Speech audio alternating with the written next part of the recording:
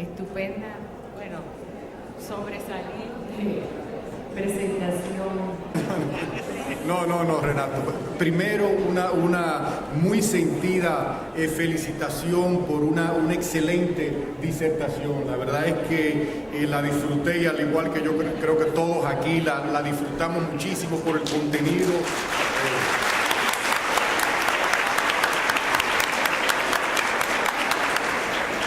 Pragmático, real y cómo concentras esa teoría realmente en lo que es las aulas. Y como decías, creo que es perfectamente complementario con la conferencia de Sergio y había una palabra que vi que era central a ambas conferencias, que era el concepto de flexibilidad. Tanto él lo incluyó en sus palabras como lo necesario precisamente al evaluar lo que era la jornada extendida, como tú también lo hacías en el currículum. Yo tenía dos pequeños comentarios que quería hacerte. Uno es tu defensa del Estado fuerte. Y entiendo lo que explicaste, en que lo situabas en el contexto de lo que es la orientación, de lo que deben ser los conceptos que ponga el Estado en el currículum. Pero también mencionabas las ventajas de la descentralización, de decir de reconocer tú como válido, de que se pudiese decidir a quién se contrata, lo que hablabas de la comunidad, de la calidad democrática, de la libertad. Entonces, pero cuando dices el Estado fuerte, si bien en ese aspecto reducido que lo mencionas, también a mí me viene politización, clientelismo, no meritocracia.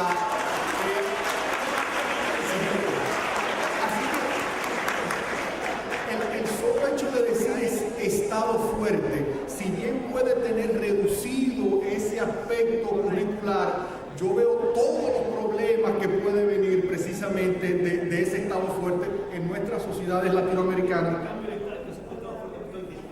Bien. Entonces ya me desarticulaste la pregunta. Entonces, lo segundo, y era quizás más puntual, antes de yo pasar la palabra a las demás preguntas, y era en cuanto a la conformación de la currícula. Decías no solamente matemática y lengua, sino otras disciplinas, con lo cual estoy completamente de acuerdo. Y mencionabas el caso de Finlandia, verdaderamente como paradigma en lo que era la flexibilidad curricular y lo poco que tiene el currículum central. Pero mi pregunta es, ¿no debemos comenzar un poco por lo más tradicional e inyectarle el concepto de gradualidad? Sí comenzar por esa quizás concepción un poco más tradicionalista del currículum y después ir evolucionando hacia ese currículum más comprensivo en lo que se va construyendo la ciudadanía, en lo que se va construyendo el enfoque cívico del joven y del ciudadano. Y es que creo que una característica cultural que nosotros tenemos es que a veces queremos saltar etapas. Correcto. En lo que es la formación educacional, política, queremos saltar etapas. Aprobamos una constitución que tiene derechos no solamente de la primera y segunda generación, sino de la tercera y la cuarta generación. Y una super constitución, pero que tiene un efecto, a mi entender, nocivo. Porque el saltar a la tercera y a la cuarta generación, cuando todavía los de primera generación no se han asimilado, lo que hace es que el poco crecimiento que tenemos en la primera y segunda generación se pierde. Y entonces tiene ese efecto más nocivo. Y quizás de una manera groseramente simplista, pero el tener una superconstitución hace que el tráfico sea peor, que digamos el respeto al ciudadano sea peor, y es porque se desconectó tanto la ley y nosotros tenemos una hiperactividad normativa, nosotros tenemos una inflación normativa aquí, así que es ver si tú reconoces como válido el concepto de la gradualidad en la confección curricular, en lo que uno va alcanzando y asimilando estadios de desarrollo. Bien, gracias. Bueno,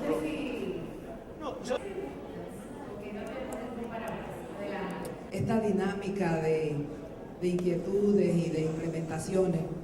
Mi preocupación es, nosotros estamos acostumbrados a un sistema centralizado, como usted decía, pero a veces hay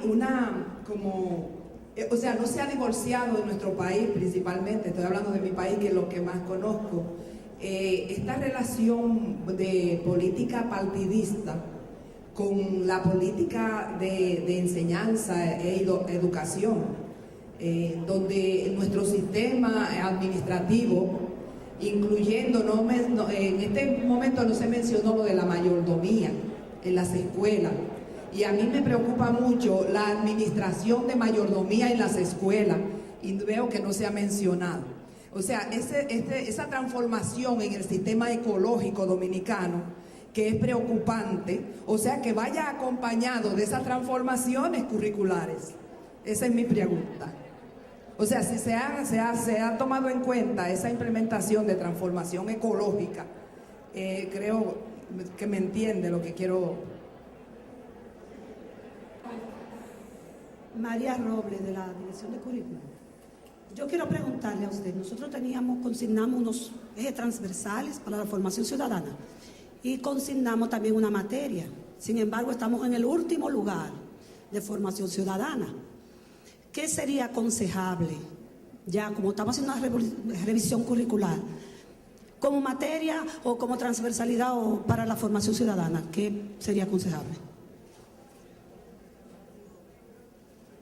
Está formando personas como para la vida, no solo competencia en áreas, sino personas competentes para la vida.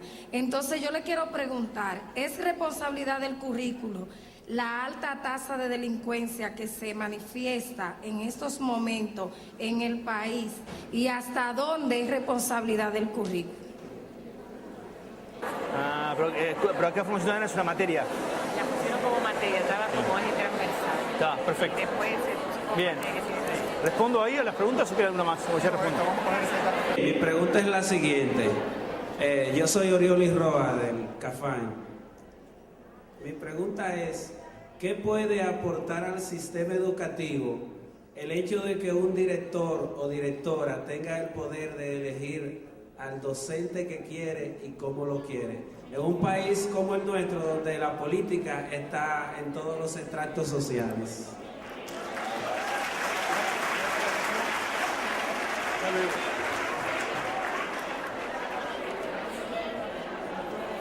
Ustedes son malos, hacen mal.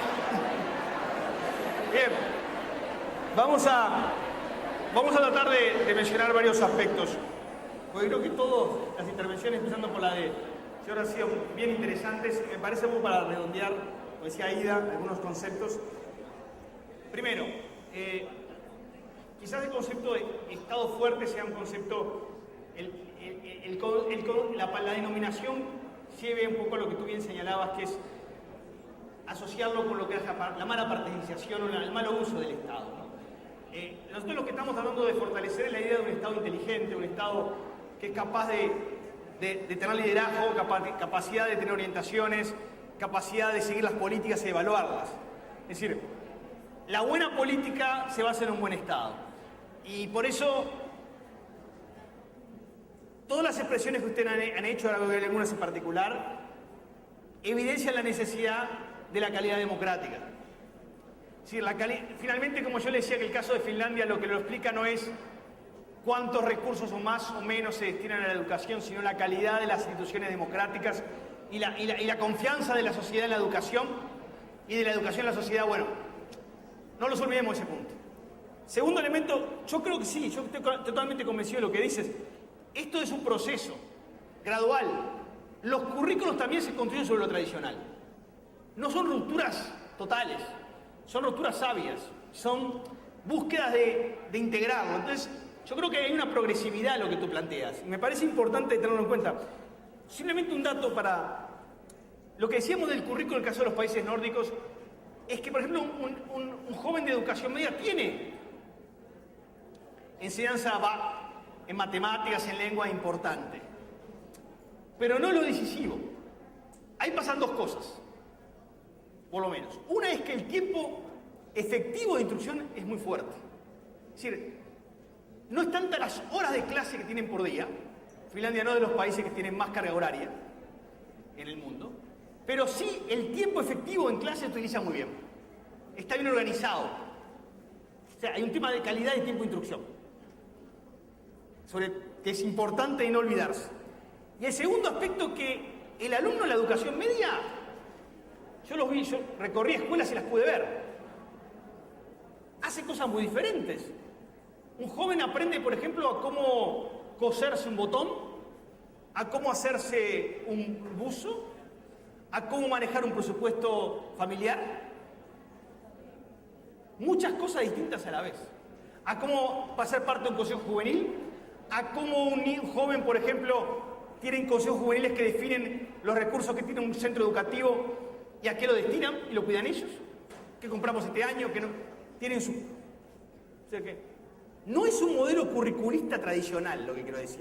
Pero me parece importante que haya una progresividad. Pero me da la impresión como que ahí hay que repensar el currículo.